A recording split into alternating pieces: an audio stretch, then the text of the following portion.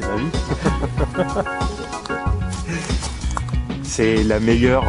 C'est la meilleure GT pour moi déjà des années 90 en modèle turbo. Alors les modèles Atmo sont déjà relativement sympathiques mais manquent un petit peu de chevaux. La 944 Turbo, c'est une voiture qui permet de faire beaucoup de choses, de voyager en famille, qui est très silencieuse. C'est vrai qu'elle a un bruit relativement quelconque, mais c'est aussi pour ça qu'elle est appréciable.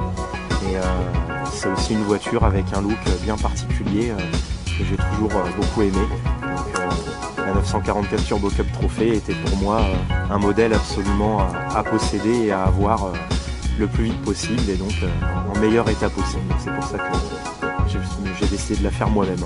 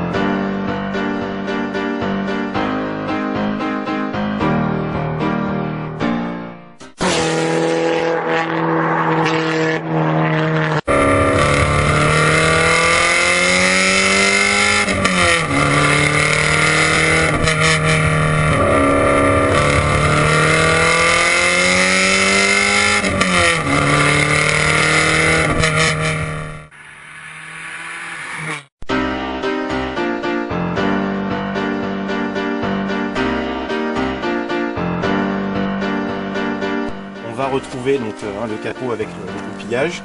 On va avoir la pipe d'admission donc en magnésium, c'est pour cette raison qu'elle est peinte, pour lui permettre de durer un petit peu plus longtemps.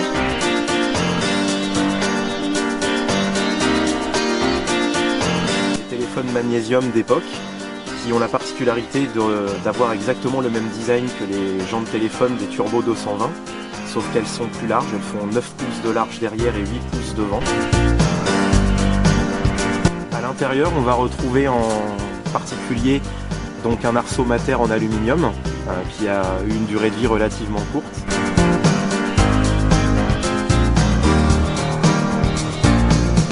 Un répartiteur de frein Tilton qui est mis au niveau de la console centrale qui permet d'étrangler le freinage vers l'arrière et d'équilibrer la voiture sur des gros freinages.